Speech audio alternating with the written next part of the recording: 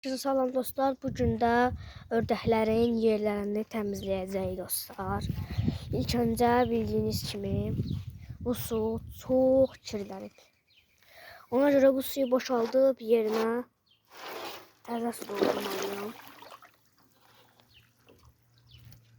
Dibində biraz qala bilər. Suyu boşaltdıq, indi təzə su dolduracağıq. Gedək suyumuzu gətirək.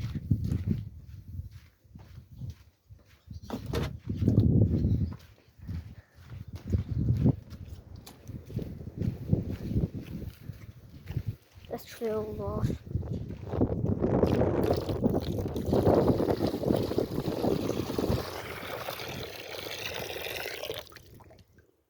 Böyle biraz su doldurmalıyıq. Ona görə doldurup gətirəcəyik.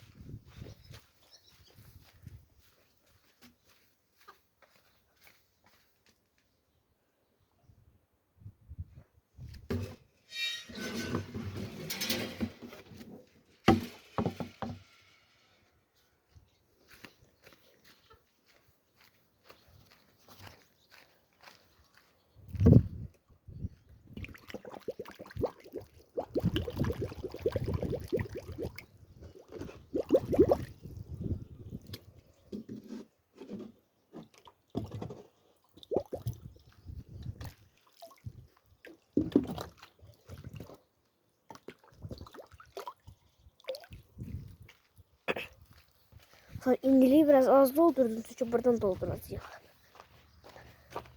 Buradan. Bir dakika ben bu suyu doldurup gələm. Bu atsam telefonu da deyilsə. Hə, oldu. Belə dolduracağım dostlar.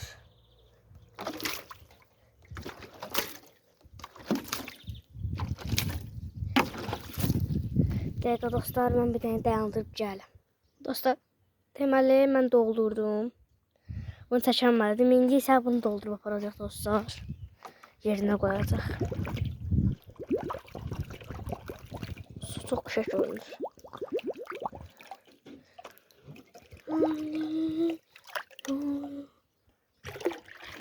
Çox olmasın, qapını açamayacağım sonra. Bir anda telefon olana bir anda da boğulanma qapını aça bilmirəm. Mesela dostlar. Bunu axırı bir təhər açdım.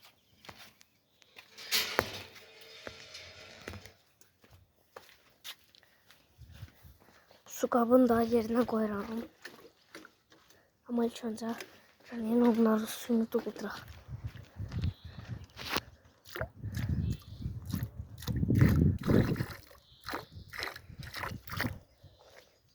Çox doldurmayaq. Sonra içə bilmirlər. O da öyle dostlar. Bugünlük videomuz bu kadar idi. Özünüzə yaxşı baxın. Heyvanlar kanalına abunə olun, like atın. Sizi gələnki videoda gözləyirəm. Amma video bitmədən əvvəl onu bir qabağa verək. Su axıdır. Deməli belə. Bugünkü videomuzda bu kadar idi. Ördəklərin suyunu doldurduq. Burası qoruyacaq. Yem lazım değil çünkü ördəklərin ən sevdiyi şey sudur. Hər dostlar, heyvanlar kanalımızda da sizə belə şeylər öyrədirik. Özünüzə yaxşı baxın. Sizi çox sevirəm. Kanala abunə olub like atmağı unutmayın. Sağ olun.